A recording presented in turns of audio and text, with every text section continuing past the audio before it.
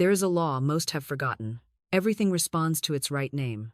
Animals, people, even money. Call a dog, and it runs to you. Call money, and it does the same. Yet most people never speak its true name. They speak fear instead. They speak doubt instead. And then they wonder why money does not appear. Tonight, I restore to you the forgotten law of naming. In this lesson, I will show you how to speak to money as law, how to call it by its right name so it cannot escape you. You will learn why careless speech keeps money far away, why the tongue either multiplies or dissolves supply, and how a single shift in naming turns poverty into plenty. By the end, you will not only know the word to call money, but the spiritual law that forces it to obey. You may have tried budgeting, scrimping, even begging God for supply, yet the bills keep mounting and the worry grows. You may have said words of affirmation with no result, because your mouth still called money by the wrong name in idle talk. But tonight, you will see why idle words carry as much power as affirmations, why every careless statement is a seed, and how to uproot those false names and plant the truth. You will feel the freedom of knowing that money is not your master, it is your servant, and it answers to your command. In this teaching, I will uncover the forgotten law of naming, why words attach vibration to money, why the subconscious repeats whatever name you give it, and how to speak so that supply must rush to you. I will show you the declarations that drew money into my students' hands sometimes in days, and I will give you the exact phrasing to write, to speak, and to guard upon your tongue. We will expose the false names, scarcity, difficulty, expense that bind money away from you, and we will replace them with truth. Stay with me, for at the end of this lesson, I will reveal the single phrase that dissolves debt like smoke, a phrase so bold that most fear to say it, but once spoken, it changes everything. Here's something most people completely miss, though it is as plain as the sunrise and as old as the scriptures. Everything in this universe responds to its name. Call a child, and he turns his head. Call a dog, and it comes running. Call a friend across the street, and she lifts her hand to wave. Do you think money is any different? It is not. Money is not dead matter. It is energy, vibration, substance clothed in form. And when you call it by its right name, it must answer. But here is the tragedy. Most people never call money by its name. They call it by false names: scarcity, expense, burden, difficulty, and then they wonder why it hides. For the law is simple.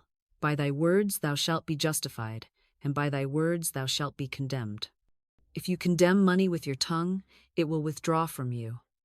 If you justify money by naming it rightly, it will come at your call. Why is this so?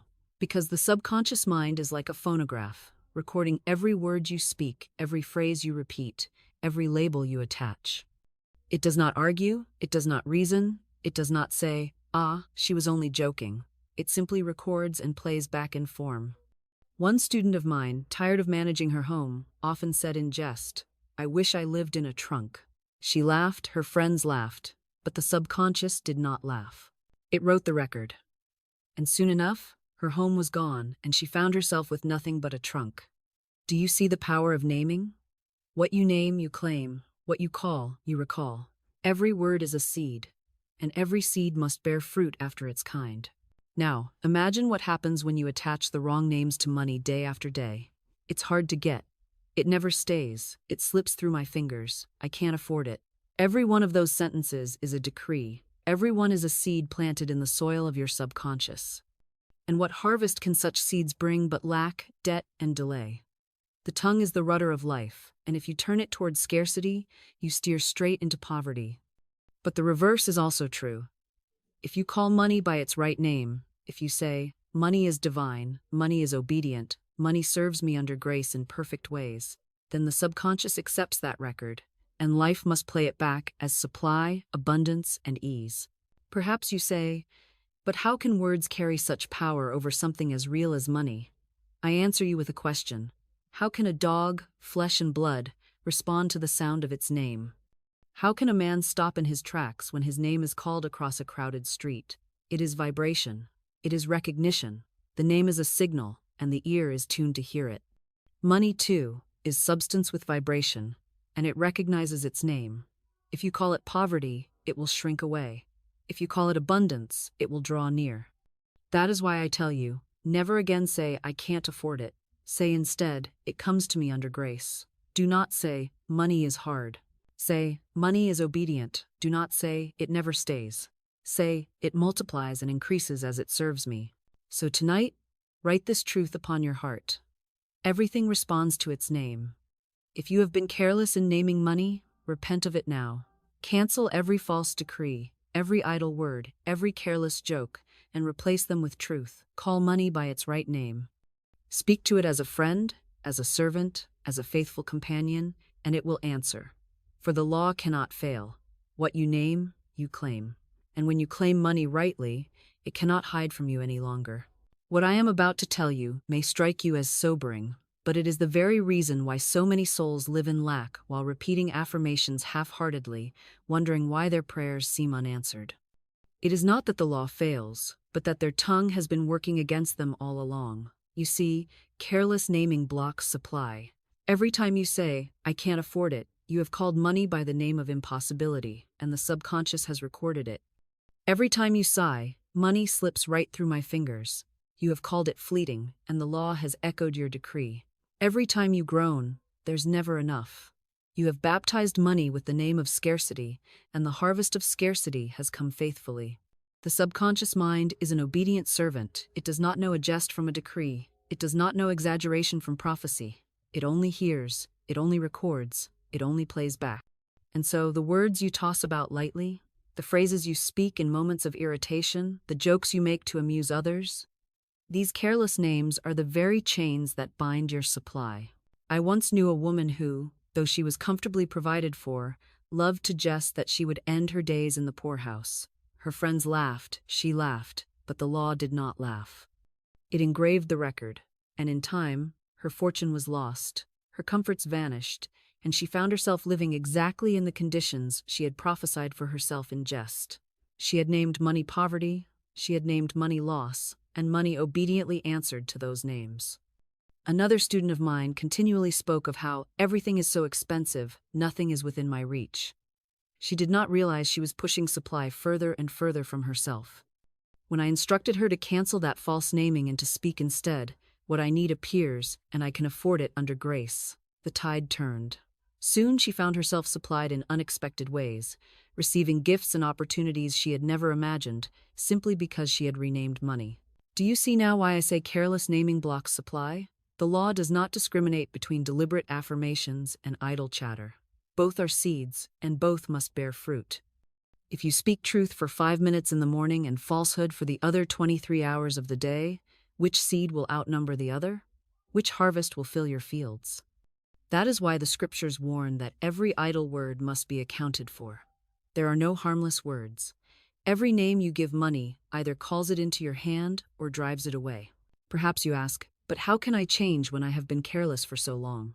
Have I not already written countless false records in my subconscious? Yes, you have, but do not fear. For the same tongue that wrote the false record is the tongue that can erase it. Declare with me, I now smash and demolish every untrue record of poverty, lack, and debt in my subconscious mind. They return to the dust heap of their native nothingness, for they came from my own vain imaginings. I now make my perfect records through the Christ within records of wealth, abundance, and supply. Speak this with conviction, and you will feel the atmosphere shift, the old grooves beginning to break, the new record beginning to play. So I charge you tonight, guard your speech as you would guard treasure. Never again call money hard. Never again call it scarce. Never again name it with words of fear. For careless naming blocks supply, but careful naming multiplies it. Call money by its right name, and it will come gladly, swiftly, obediently, until your cup overflows.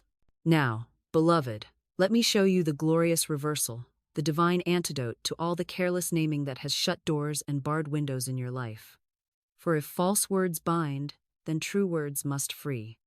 If wrong names push supply away, then the right name draws it swiftly to your hand. The law is never partial, it works in both directions with equal force. The tongue that condemns is the tongue that justifies. The word that shuts is the word that opens. And this is why I tell you, the right name opens the channel. Speak rightly of money, and the way is cleared, the pipes are unblocked, the floodgates swing wide. Speak wrongly, and you stand in your own way. The key is not toil, not bargaining, not chance, it is naming. I recall a woman who came to me burdened by debt and wearied by struggle. She confessed that her daily speech was filled with phrases like, "I'm always behind, there's never enough, money runs from me." I told her, "You are naming money as your enemy, and money, obedient servant that it is, must answer to the name you give it. Reverse your naming, and you will reverse your condition." She resisted at first, for she had made a habit of her lamentations. But when she finally began to declare, "Money is divine. Money comes to me under grace, in perfect ways. Money serves me and multiplies as it blesses," a great change took place. Within weeks, she received not only the funds to clear her debt, but also unexpected gifts that lifted her into freedom. The law had not changed, her naming had. So I ask you, what name will you now give to money? Will you keep calling it scarce, elusive, difficult, rebellious, or will you call it divine, obedient, plentiful, ever-present? The world scoffs at such things, for they think words are empty air. But I tell you, words are substance, words are vibration, words are seeds. Just as a farmer knows that wheat seed brings wheat and thistle seed brings thistles, so must you know that words of lack bring lack, and words of plenty bring plenty. If you want wheat, you cannot plant weeds. If you want money, you cannot plant poverty. The right name is the seed of the right harvest. Perhaps you wonder, but what if I speak rightly and see no change at first? Do not be discouraged. Seeds do not sprout in a day, and records long engraved take time to erase. But every time you speak the right name, you are cutting a new groove in your subconscious. Every time you look upon the mirror and declare, "Money is obedient, money comes to me now under grace," you are striking a new vibration. And vibration builds upon vibration until at last the whole atmosphere hums with your decree, and then, suddenly, the visible changes to match the invisible. Do not quit before the harvest. Keep naming, and the harvest must come. So here is your charge. Never again call money by a false name. Refuse to say, "I can't afford it." Refuse to declare, "It never comes." Refuse to murmur, "It slips away." Replace those names with truth. Money is here. Money is obedient. Money multiplies. Money is my servant, and it comes to me by divine right. Write these words, speak them, see them reflected back at you on your mirror, and watch the channels open. You will marvel at how swiftly supply flows when it is no longer chained by your tongue, but loosed by your decree. The right name opens the channel, and once the channel is open, no man, no circumstance, no condition can shut it again. Here's something most people never realize until it has already chained them hand and foot. Debt is not first written in ledgers or signed on paper. Debt is spoken into existence by the tongue. Every sigh of, "I can't afford it," every lament of, "I owe and I'll never catch up," every complaint of, "There's always more month than money." These idle words are the chisels that carve debt into the stone of your affairs. The subconscious, that faithful servant, takes down each phrase like a stenographer, recording without judgment, replaying without pause. And when enough of these records pile up, they form the conditions you now call your financial reality. The bill collector, the empty purse, the mounting balance, these are but the echoes of words long spoken and never revoked. I once counseled a man who lived in perpetual debt. He worked tirelessly, earned well, yet could never get ahead. When I listened to him speak, I understood why. His conversation was filled with phrases like, "I'm always behind," "I owe everybody," "I'll die in debt." His subconscious had been fed this diet for years, and his affairs mirrored it perfectly. I told him, "You are naming yourself debtor, and life is merely honoring the name you gave." He was startled, for he thought his speech harmless. But when he dared to change his words, when he began to declare daily, "God is my supply, I live in abundance, I pay all men, and all men pay me. I am free from debt by divine right, under grace, in perfect ways," the tide turned. Opportunities arose to clear what was owed. Unexpected checks came, his income increased, and within a year, he was free. His condition had been debt, but the root had been words. When the words changed, the condition had no choice but to follow. Do you see, beloved, why idle words are never idle? They are seeds, and seeds must sprout. The field of your life cannot remain bare. It will bear fruit after the kind of seed you sow. Sow lack, reap lack. Sow debt, reap debt. Sow abundance, reap abundance. The farmer who plants thorns cannot protest when his field pierces his feet. The man who sows idle words of poverty cannot complain when his affairs bleed him dry. The harvest is only the echo of the seed. Now perhaps you say, but I was only joking, only exaggerating, only expressing my feelings. The subconscious does not laugh. It does not weigh sincerity. It does not check for irony. It only records. It only plays back. That is why the scriptures declare, "By thy words thou shalt be justified, and by thy words thou shalt be condemned." It is not the word you mean, but the word you speak that shapes your world. This is why debt so often multiplies, not because money is lacking, but because men multiply the wrong decrees with their lips. So I say to you now, cancel every word of debt you have spoken. Retract every careless phrase. Say aloud, I erase every false record of debt in my subconscious mind. They return to the dust heap of nothingness, for they came from my own vain imaginings. I now record the truth. I am free, I am supplied, I am prosperous, I am abundant. Repeat it until the new record is louder than the old. Look upon your mirror word and declare, money is my servant, not my master. Money comes to me, not debt. Money multiplies, debt dissolves. And as you speak, the atmosphere will change, the harvest will shift, and the chains will break. For idle words create debt, but conscious words create freedom, and the choice is always yours. What I am about to show you is subtle, yet it has ruined more demonstrations than open disbelief.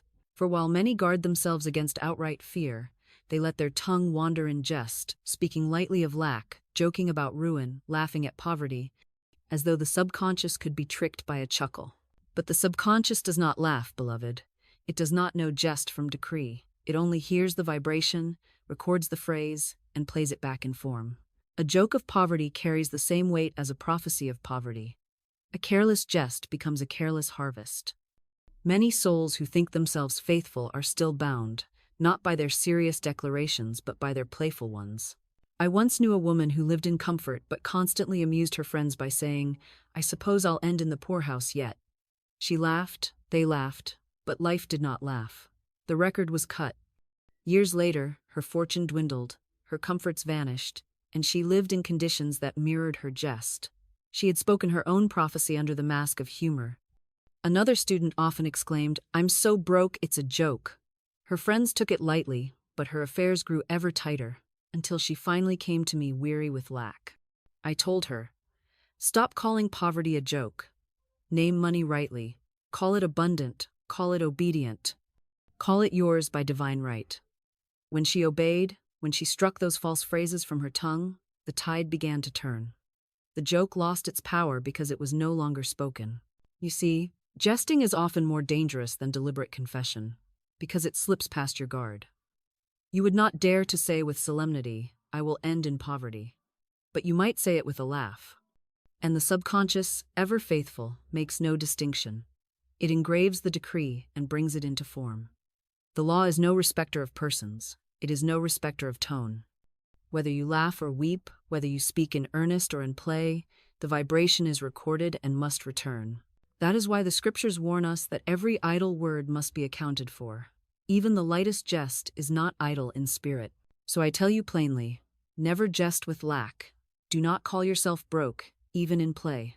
Do not exaggerate your burdens for humor's sake. Do not weave poverty into your jokes or sprinkle despair into your laughter. For jesting that binds is jesting that plants seeds you do not wish to harvest. Replace it with joy rooted in truth. If you must jest, jest with abundance. Say, I'm so supplied that even my shadow multiplies coins. Say, money rushes to me so quickly I must laugh to keep up. Let your humor be in harmony with truth, and it will plant only good. Guard your lips, beloved, for every word is law, whether whispered in sorrow or shouted in jest. And once you know this, you can no longer plead ignorance. Choose your words as you would choose jewels. Do not throw them away for a laugh that costs you dearly. Speak with joy, yes, but joy rooted in truth, not mockery of your own abundance. And you will find that laughter, instead of binding, becomes liberating, because it is aligned with law. Beloved, what I tell you now may be the greatest safeguard of your entire demonstration. For once you grasp it and practice it faithfully, you will never again sabotage your own prosperity. It is this, you must guard your tongue. For the tongue is both sword and scepter, it wounds when used carelessly, but it rules when wielded with mastery. The tongue is the rudder of life, as James declared, and though it is a little member, it turns the entire ship. If your ship has been steering toward the rocks of lack, if your voyage has been plagued with storms of debt and waves of fear, do not look first to the winds or the waters. Look to the rudder. What have you been saying day after day? What have you been declaring about money? For the tongue has set the course, and the tongue alone can alter it. Guarding the tongue does not mean silence, only it means discipline. Many think they must muzzle themselves completely, but I tell you, the tongue must not be chained but trained. Train it to bless and not to curse. Train it to speak life and not death. Train it to call money by its right name, to prophesy abundance instead of lack, to declare obedience instead of rebellion. When you say, "I can't afford it," you have unleashed a curse upon your supply. When you say, "Money comes to me under grace, in perfect ways," you have unleashed a blessing. Both are decrees. Both are orders to the subconscious. Both are seeds in the soil of spirit. Guarding the tongue means catching yourself in the very moment of false speech and turning it instantly to truth. Cancel the careless decree and replace it with the righteous one. I recall a student who had practiced affirmations but saw little result. She came to me discouraged, saying, "I repeat the words you have given me each morning, yet my purse is still light and my bills heavy." I asked her, "And what do you say the rest of the day?" She paused, then confessed that she often complained to friends, "I'm broke, I can't manage, everything costs too much." I said, "There is your answer. You plant roses in the morning and weeds in the afternoon. Which do you expect to flourish?" She wept, for she saw her own sabotage clearly. From that day on, she guarded her tongue as a watchman guards the gate. Whenever she was tempted to speak lack, she stopped and declared instead, "God is my instant, constant, and lavish supply." And soon, the evidence appeared. The roses she planted with her tongue began to cover the weeds, and her life blossomed. Do you see, beloved, how simple the law is? You need not toil endlessly, you need not beg or plead, you need only guard your tongue. Every careless phrase is a leak in the vessel of your prosperity. Every guarded phrase is a plank in the ark of your abundance. If you wish to live free from want, build your ark word by word. Let your speech be your fortress. Keep watch at the door of your lips, and admit only the truth of abundance, only the decree of supply, only the names that call money rightly. So I charge you now, make a covenant with your tongue. Say, "I will no longer speak of lack. I will no longer joke about poverty. I will no longer call money by false names. My tongue is consecrated to truth. It speaks life, not death. It speaks abundance, not lack. It speaks obedience, not rebellion. And as I guard my tongue, my life shall be guarded also." Practice this covenant, and you will find that your words become a hedge of protection, a river of supply, a fountain of joy. For the tongue is mighty, and when it is mastered, money must obey. Here, beloved, we come to one of the most marvelous secrets of the subconscious mind, and it is why I have told you to write the word on your mirror and not merely in a notebook tucked away. The mirror is not an idle piece of glass. It is a portal to the hidden chambers of your soul. When you gaze into it, you do not simply see your face, you see the image of your own identity. And the subconscious, ever faithful, ever obedient, accepts whatever image you hold of yourself as truth. If you look into the mirror each morning and sigh, calling yourself tired, poor, unlucky, the subconscious writes it down and engraves it as your law. But if instead, you look into that glass and see yourself with the word of abundance shining before your eyes, the subconscious cannot resist it. It joins the word with the image, fuses the decree with the self, and says, "So this is who I am. This is the law. This is the record to be played." And soon the outer world must match the inner decree. The mirror works because it is repetition without effort. You may grow weary of affirmations if you try to repeat them for hours, but the mirror does the repeating for you. Each time you pass by, even if you do not pause, your eye catches the word, your mind absorbs it, your subconscious records it. Drop by drop, the groove is cut until it becomes a river. And when the river of thought flows strongly enough, it carries with it every circumstance of your life. That is why I tell you, write the word where you must see it daily, where you cannot escape it, where your very reflection becomes one with it. For what you see joined to yourself, you will become. I once knew a woman who took this instruction to heart. She wrote a single word, wealth, in bold letters on her mirror. Each morning and evening, she saw herself reflected beside it. She did not strain, she did not beg, she simply let the image sink into her heart. Within a week, an unexpected check of $50,000 came into her hands, a gift she had never imagined. The world called it chance, but I knew it was law. She had written wealth upon her mirror, and the subconscious had written wealth upon her life.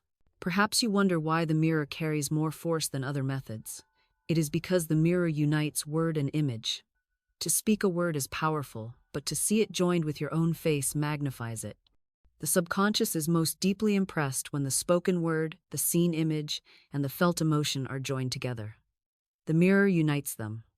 When you look and speak and rejoice in the word you see, you create a trinity of impression that the subconscious must obey. It cannot argue against an image so vivid, a sound so clear, a feeling so strong. So I tell you, beloved, treat your mirror as your altar. Approach it not with vanity but with reverence.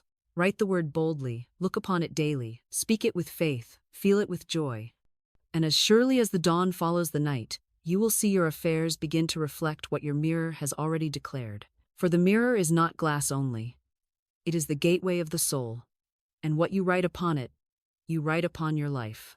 Beloved, what I tell you now is as vital as the seed itself. For no matter how true your word, no matter how bold your decree, no matter how faithfully you look into the mirror, if you scatter your seed through idle chatter, you weaken the harvest before it has time to grow. Secrecy is not weakness, secrecy is protection. A farmer does not dig up his seed every morning to show his neighbors. He does not tear open the soil to prove something is planted. He covers it, he waters it, he guards it until the first shoot breaks through.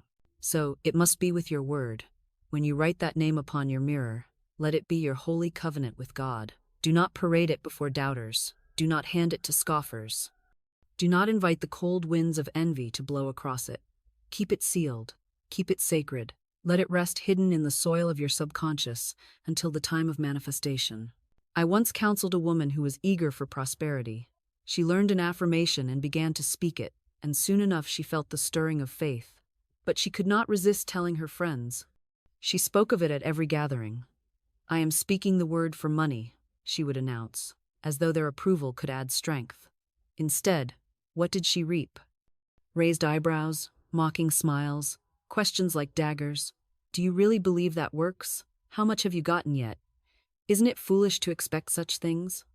Each word of doubt struck her subconscious like frost upon a tender plant. Her faith withered. The decree lost its vibration. Nothing came. But later, when she learned the power of silence, when she held her decree close like a treasure, she saw the harvest ripen. Secrecy had protected the seed, and the seed bore fruit. Even the Master, after miracles, often charged those healed, "See thou tell no man." Why? Because a harvest too tender to withstand the voices of unbelief must be shielded. Premature testimony invites interference. Once the fruit is visible, no word of doubt can erase it. But before the sprout appears, one careless suggestion can weaken the root. Secrecy is the fence around your garden.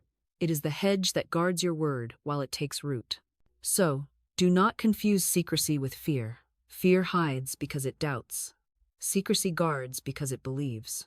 When you keep silent, you are not doubting, you are protecting.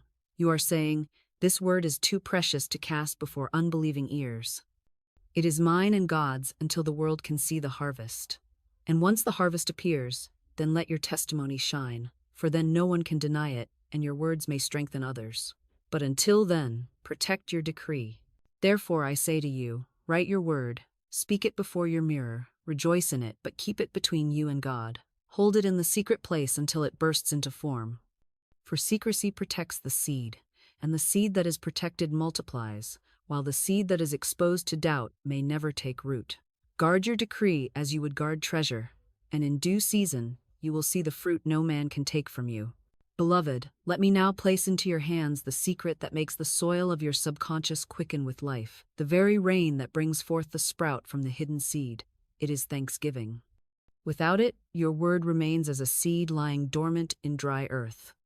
With it, your decree breaks forth into visible form, and the harvest comes with speed.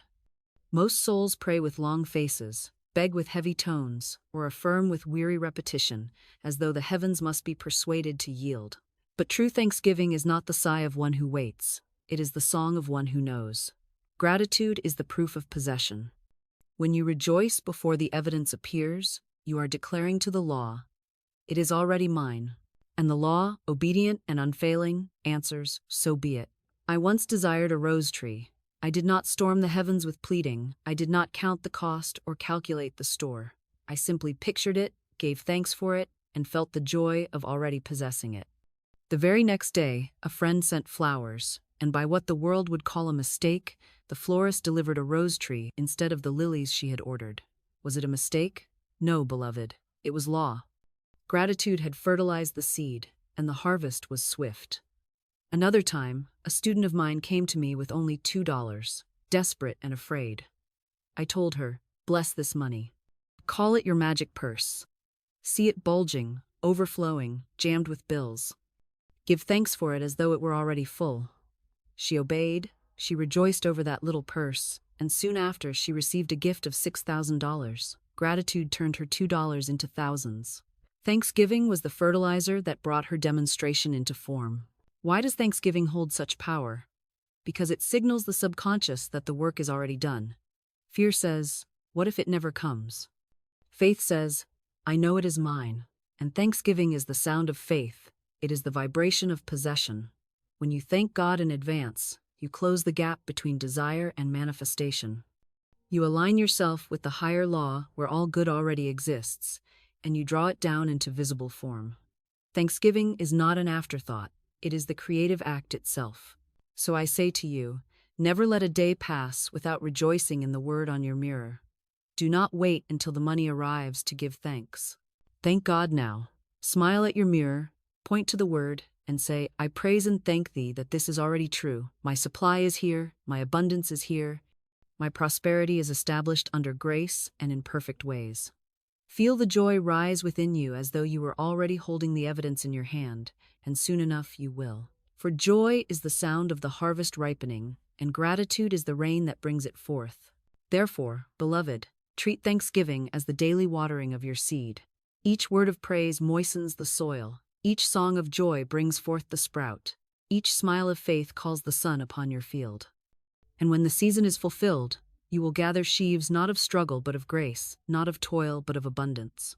For Thanksgiving is the fertilizer of miracles, and the heart that rejoices will never know lack. Now, beloved, let me draw the circle complete. For you must see with clarity that the word written on your mirror is not meant to remain as something outside of you, separate, foreign, waiting at a distance to come nearer. No, the true secret of demonstration is this: the word and your very self must become one. Until you see the word as your own name, until you claim it as your very identity, you will treat it as something to be chased, something to be begged for, something to be hoped for. But when the word becomes flesh in your consciousness, when you can look into the mirror and say with unshakable calm, "That is who I am," then the unseen hastens to clothe itself in form. For the subconscious does not resist identity, it embraces it, it magnifies it, it insists upon it. Whatever you name yourself, life will echo back to you. This is why the mirror is such a holy tool. It forces you to look upon yourself with the decree beside you. It fuses your reflection with your affirmation. You do not merely say, "Money serves me." You see yourself with those words written above, and the subconscious records, "This is me, this is who I am." A man who sees himself as poor will never be rich, though he toil day and night. A woman who sees herself as lacking will repel abundance, though others pour gifts at her feet. But the one who looks upon herself and says, "I am abundance, I am prosperity, I am the channel of divine supply," will see every circumstance bend itself to that picture. The identity and the word become one, and once they are fused, they cannot be torn apart. I recall a student who was weary of failure. She had spoken affirmations before, but always in a way that made them sound separate from her. Money will come. Prosperity is near. Supply is possible. And the law answered weakly, for her words carried no identity. I instructed her instead to stand before her mirror and declare, "I am prosperity. Money serves me now. Abundance is my name." At first it felt strange to her, even presumptuous. But day after day, as she gazed into her own reflection, the strangeness faded, and the identity grew. Soon, she no longer hoped for prosperity, she lived it inwardly. And in short time, outwardly, her affairs rearranged themselves. Opportunities came, debts dissolved, her purse overflowed. The word had ceased to be a phrase, it had become herself. So I ask you, what name are you wearing? When you look in the mirror, do you call yourself poor, struggling, unlucky? Do you attach to your own soul the names that bind money away from you? If so, you must strip them off like filthy garments and clothe yourself in truth. Write the word boldly, stand before it daily, and declare, "This is me, this is my name, I am abundance, I am prosperity. I am supplied by divine right." Do not say it as if you were pleading for a visitor to arrive. Say it as one announcing a fact. Say it as one who knows. For when you know, the law has no choice but to reflect your knowing in the world around you. Identity is the strongest decree you can ever speak. You may affirm for hours that supply will come, but the moment you declare "I am supply" and believe it, the demonstration rushes to appear. The world outside must conform to the world within. As you see yourself, so shall it be. So let the word on your mirror and the image in your glass become one. And when they are fused, when no separation remains between the decree and the self, then you will live in a world where abundance is no longer a hope but a fact, not a visitor but a name, not a dream but your very identity. Beloved, here we arrive at the great shadow that has robbed more men and women of their supply than any outer thief. And it is this: fear. Fear is not an idle feeling, a passing mood to be brushed aside as harmless. No, fear is inverted faith, a false decree clothed in trembling, a prophecy spoken against your own good. Every fear is a command sent to the subconscious. Every dread is a seed planted in the dark soil of your imagination. Every what-if is a name you give to evil, and the law, which knows no jest and makes no exceptions, must record it. Fear is a false naming, and when you call money with the voice of fear, you do not call it as friend or servant, you call it as enemy, as absence, as lack. And money, faithful to the name you give, obeys. I once knew a man who so feared a particular disease that he studied it constantly, rehearsed its symptoms in his mind, and spoke of it often to those around him. He did not realize he was naming it again and again, baptizing his body with its image. The subconscious, ever obedient, etched that record deep, and in time his body manifested the very illness he had feared. He called it into form by the false decree of fear.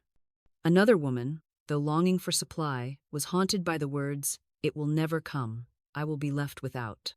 Every glance at her purse was a fearful decree. Every sigh over her bills was an invocation of lack. And so lack remained with her faithfully, answering to the name she had given it. Do you see now why fear must be treated not as a feeling but as a command? Each time you say, "I fear I won't have enough," you are handing poverty its marching orders. Each time you declare, "I'm afraid this will fail," you are inviting failure to sit at your table. Fear is not silence. Fear is speech, and speech is law. Therefore, fear is the false decree that shapes false conditions. But here is the mercy of the law. Just as a false decree can shape poverty, so a true decree can dissolve it. Fear may have built walls, but faith can shout them down. Fear may have sown weeds, but faith can plant wheat that chokes them out. Fear may have recorded a false name, but faith can erase and rename. You need not remain bound by the decrees of yesterday. You can cancel them in an instant. Speak boldly. I erase every false decree of fear. They are powerless, they are nothing. I now declare only truth. I am supplied. I am abundant. I am fearless in the law of good. When you speak this, you cut a new record, and the false one begins to fade. So I tell you, do not treat fear lightly. Do not let it masquerade as harmless. Recognize it as the false decree it is, and cancel it on sight. Replace it with faith, with truth, with bold words of supply. Refuse to call money by names of dread, and begin to call it by names of joy. For as surely as fear has answered you with lack, faith will answer you with abundance. The choice is yours, and the law will fulfill whichever decree you give. Beloved, now that we have unmasked fear as the false decree, let us rise into the luminous truth that casts out fear forever, for fear cannot stand in the presence of its opposite. That opposite is faith. And I tell you plainly, faith is not strain, It is not tension. It is not a fevered effort to believe what you secretly doubt. Faith is the calm recognition of truth, the steady agreement with God. Faith is the hand that signs the contract heaven has already drawn up. It does not create the supply, it agrees that the supply is already finished. It does not force the harvest, it declares that the harvest is already ripe. Faith says yes to what God has already decreed. You see, the whole world teaches that life is uncertain, that money is hard, that men must strive and sweat to gain a crumb.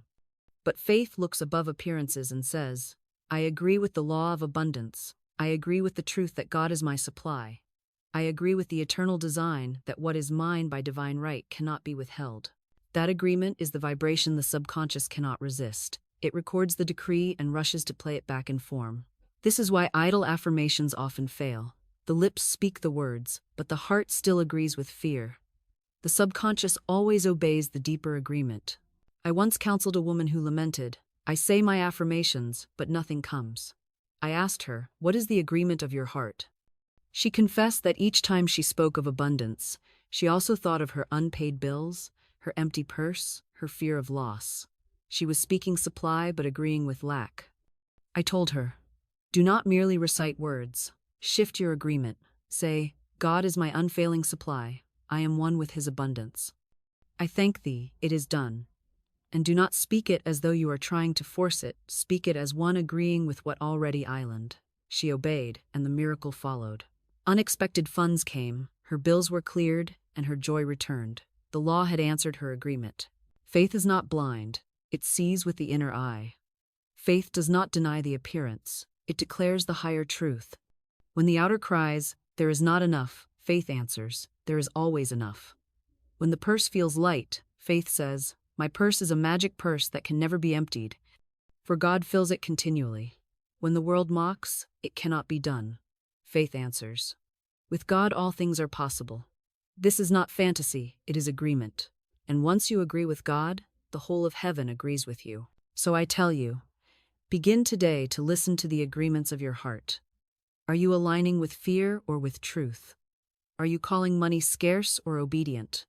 Are you naming yourself poor or supplied? Cancel the false agreements and speak the true. Declare, I agree with God that money is mine by divine right. I agree with God that supply is endless. I agree with God that abundance comes to me under grace in perfect ways. Say it until it becomes your nature. Say it until your tongue and your heart speak the same language. For when faith becomes your agreement, the law must rush to fulfill it, and you will live in the ease and freedom of one whose word and God's word are one. Beloved, now that you see faith as agreement with God, let me show you the law that makes it practical and immediate, the law that takes a false desire, a wrong picture, a crooked name, and replaces it with the true. It is the law of substitution. The mind cannot think two thoughts at once. The heart cannot hold two decrees at the same time. When fear tries to plant its seed, when the old record begins to play, when the tongue is tempted to speak lack, you do not wrestle with it, you do not reason with it, you do not argue endlessly. You simply substitute. You replace the false decree with the true one, and by repetition the true will erase the false, just as light dissolves shadow. I once had a student who longed desperately to marry a man she called A. B. She prayed, she affirmed, she pleaded, yet the relationship never bore fruit. She grew weary and came to me asking why her demonstration was delayed. I told her, you are decreeing for what may not be yours by divine right. Release the false picture. Substitute it with this affirmation. Infinite Spirit, I call in my true mate, the one who belongs to me by divine right, who will make me supremely happy. She obeyed, though it stung her to let go of the name she had clung to. But soon, A. B. drifted out of her life, and another man appeared, her true mate, who gave her joy far greater than she had imagined. The law of substitution had worked. She gave up the false name and received the true one. This is the same law you must use when fear whispers, I can't afford it. Do not argue with the thought. Do not brood over it. Substitute immediately. I can afford it under grace. God is my supply. When you are tempted to say, money never stays with me, substitute at once. Money multiplies and increases as it serves me. When your lips are about to murmur, I am always behind. Replace it instantly with, I am supplied ahead of time, under grace. in perfect ways.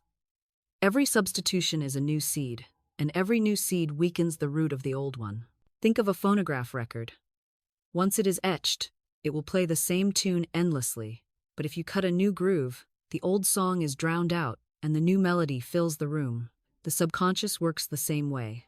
Every false decree has etched its groove. But when you speak the new word, when you substitute faith for fear, abundance for lack, obedience for rebellion, you are cutting a new record. Soon enough, the old one crumbles, and the subconscious can play only the melody of truth. So I say to you, never argue with fear. Never plead with lack. Never try to fight shadows. Substitute instead. Replace the false name with the true one. Replace the crooked decree with the straight. Replace the wrong image with the right. Do this again and again, and you will find your inner life filled with light, your outer life filled with abundance. The law of substitution is the mercy of God, for it allows you to erase in a moment what you may have spoken for years.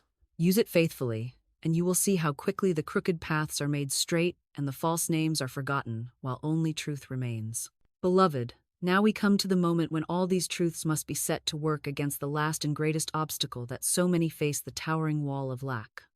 For lack rises like Jericho, with stones of fear stacked upon stones of doubt, mortared together with years of false decrees, until it seems no power can bring it down. But I tell you, lack is not substance. It is shadow. It is a false picture built on false words, and when the true word is spoken with faith, the wall cannot stand a moment longer. The children of Israel did not take Jericho by hammer and chisel. They did not climb ladders or throw themselves against the stones. They circled in silence, gathering power.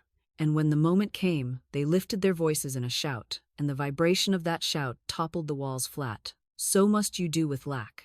Do not batter yourself against it with toil. Do not bleed your hands upon its stones with endless struggle.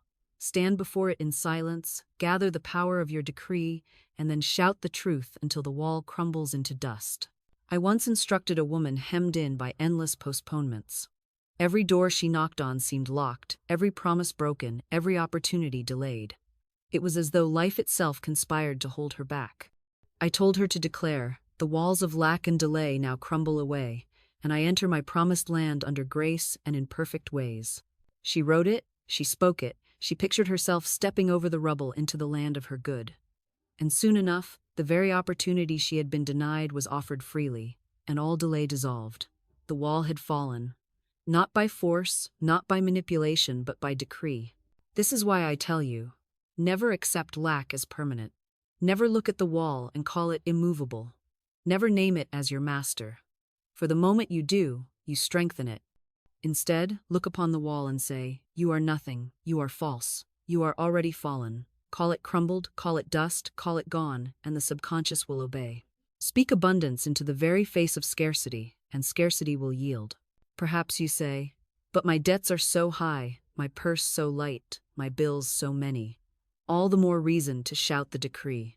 For the greater the wall, the greater the triumph when it falls. Do not wait for the evidence to change before you speak. Speak now, declare now.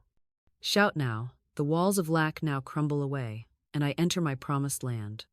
Repeat it until the vibration fills your being, until you can see with the inner eye the wall already lying flat at your feet. Then watch as life rushes to confirm your vision. So I say, beloved, break your walls, not with struggle but with sound. Do not lift your fists, lift your voice. Do not bruise your body, command with your tongue. For the wall of lack is not substance but shadow, and the shadow cannot resist the light of a fearless decree. When you call money by its right name, when you shout abundance against the stones of scarcity, the walls must fall, and you will walk freely into the land prepared for you. Beloved, once the walls of lack have crumbled, you must understand the deeper truth that keeps you free, for it is not enough to tear down barriers if you do not know what to build in their place. Many are delivered from immediate want only to fall back again into struggle, because they have never learned that money has its rightful place in the divine design of their lives. Money is not your master. It is not an enemy to fear, nor a tyrant to dread. It is a servant, an instrument, a tool created to express the good that is already yours. When it flows rightly, it clothes you, feeds you, houses you, blesses you, and allows you to bless others. When it is misnamed, misused, or misunderstood, it becomes a false idol that enslaves. But in the divine design, money has only one role: to serve. Each soul carries within it a perfect blueprint, a divine pattern that includes not only your work, your relationships, your health, but also your supply. It is not random, it is not uncertain, it is not a gamble. It is written into the plan of your life as surely as the oak is written into the acorn. And when you call money by its right name, when you see it as divine substance flowing under grace, you align with that design and money takes its rightful place as your obedient servant. The chaos ends, the anxiety dissolves, the endless chasing ceases, and you find yourself supplied in ways that are natural, effortless, and permanent. I once counseled a student who had been chasing money with desperation. She took jobs she hated, clung to people she did not love, bent herself out of shape, all because she believed money was her master. She said, "If I do not obey money, I will perish." I told her, "You have reversed the truth. Money is not your master. You are its master. You must call it back into its place." I gave her the affirmation, "Money is divine. Money is obedient. Money serves me, and it cannot enslave me." She wrote it, she spoke it, she placed it on her mirror. At first her mind rebelled, for the old belief was strong. But day by day, the new record was cut, and soon she found herself no longer desperate, no longer enslaved. Money began to come without toil. Opportunities arose that aligned with her gifts. She discovered the joy of being in her divine design, where money flowed as naturally as water down a stream. So I ask you now, what place have you given money in your design? Have you enthroned it as master, letting it dictate your choices, your moods, your relationships? Or have you named it rightly, as servant, as instrument, as supply that obeys your word? Until you restore it to its rightful place, you will know no peace. But the moment you declare, "Money is divine, money is obedient, money serves me under grace in perfect ways," you step into alignment with the eternal blueprint. And then, beloved, money will no longer torment you, no longer flee from you, no longer bind you. It will serve you joyfully, abundantly, faithfully, as part of your divine inheritance. Remember this always. Money has no will of its own. It is not good or evil in itself. It is shaped by the names you give it, directed by the decrees you speak, guided by the agreement you make. In the hands of fear, it becomes a chain. In the hands of faith, it becomes a key. In the divine design, it is your obedient servant, and you its fearless master. Call it rightly, and it will answer. Place it rightly, and it will remain. For money in its divine place is not a torment but a blessing, not a master but a friend, not a tyrant but a faithful helper in the great game of life. Beloved, now that you know money's rightful place in your divine design, I must take you deeper still, to the very edge where most turn back in fear, for here stands the word the world has stamped with a warning. Forbidden. How many treasures have been hidden behind that word? How many souls have been held in bondage by it? The world whispers, "Do not speak of money with reverence. Do not command it. Do not name it. To do so is forbidden." And so men and women, trembling under false teaching, live as beggars when they were born as heirs. But I tell you the truth, what the world calls forbidden is often only hidden, waiting for the faithful to uncover it. The mysteries of the kingdom are not cast before the scoffer. They are revealed to those who dare to believe. The forbidden is not denied, it is concealed, and when you walk by faith, it is unveiled. Think of the story of Ali Baba, that ancient parable dressed as a tale. The treasure of the mountain was not yielded to brute strength. No hammer could break it, no rope could pull it, no force could open the sealed cavern. It yielded only to the decree, "Open Sesame." The world calls it legend, but I call it law, for everything responds to its right name, and treasures are unlocked by the tongue. Your own abundance is often sealed behind walls the world calls impossible, forbidden, unattainable. But when you speak the right word, when you call money by its name under grace and in perfect ways, the door rolls back of its own accord, and what was hidden is revealed. I recall a student who trembled as she came to me. She had been taught all her life that to speak boldly of money was a sin, that to claim abundance was pride, that to command supply was forbidden. Her lips quivered when I told her to declare, "Money is divine, money is obedient, money serves me," she whispered. "Is it not wrong to speak so?" I said, "You are not commanding God. You are commanding the law. and the law is God in action. You are not seizing what is not yours. You are claiming what has been yours from eternity, what was written into your divine design. The only thing forbidden is to live beneath your inheritance. She obeyed, though she felt fearful at first. She wrote the word on her mirror. She spoke it in secret. She gave thanks before seeing. And soon, the very debts that had weighed her down dissolved in miraculous ways. The law had answered, because she dared to live beyond the forbidden. So I ask you, what has fear forbidden you to claim? Has the world told you it is forbidden to be rich while others are poor? Has it told you it is forbidden to expect ease instead of struggle? Has it told you it is forbidden to command money instead of chasing it? These are the lies of fear, the chains of ignorance. Cast them off. For the law is no respecter of persons, and all that the Father hath is yours. The supply of God is endless, and the door is never truly shut except by the names you dare not speak. Therefore, beloved, tonight I call you to live beyond the forbidden. Write the word upon your mirror. Call money by its rightful name. Do not tremble before shadows. Do not bow before false warnings. For the treasures of the Spirit are not locked against you. They are sealed only until faith arises to claim them.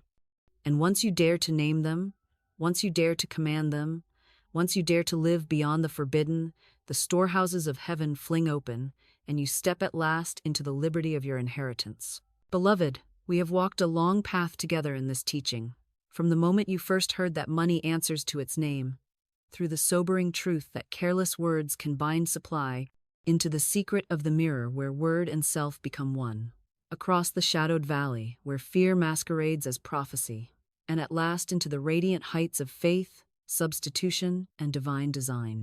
And now the only thing left is to seal the word, to press it so deeply into your heart that no doubt can uproot it, to crown it with thanksgiving so pure that the heavens must respond, to close this lesson not as an echo in your ear, but as a living decree on your tongue. For words heard may inspire, but words spoken transform. Until you speak, until you claim, until you declare, the law lies waiting. But once the word is uttered with faith, the law rushes into action, and your world begins to change. So let us do it together, here and now. Stand before the mirror of your imagination and see yourself reflected beside the decree. Say with me, money, you are divine. You are obedient. You come to me now, by divine right, under grace, in perfect ways. You serve me, and you cannot enslave me. Speak it again, not as one begging, but as one commanding. Speak it not as one hoping, but as one knowing. Speak it until every fiber of your being hums with the vibration, until the subconscious records it in letters of fire, until the unseen bends itself to obey. For this is the final step, sealing the word. Without it, the seed remains loose in the wind. With it, the harvest is guaranteed. And here is my challenge to you. Do not let this teaching remain a pleasant thought, a curiosity tucked away for another day. Write the word on your mirror tonight. Do not delay, do not discuss. Do not scatter it in chatter. Write it, guard it, bless it, and let it face you every morning and evening until it becomes your name. Look upon it and see yourself one with it. Call money by its right name, and watch as the channel opens, the walls fall, the debts dissolve, and the supply rushes in as though it had been waiting all along. For it has been waiting not for God, not for men, not for chance, but for your decree. And when your demonstration comes, and it will remember to testify, not in idle boasting, but as proof that the law is true. Say, I called money by its name, and it answered. For this testimony will strengthen you for the next decree, and remind you that life is not a battle of struggle but a game of words, and the player who speaks rightly always wins.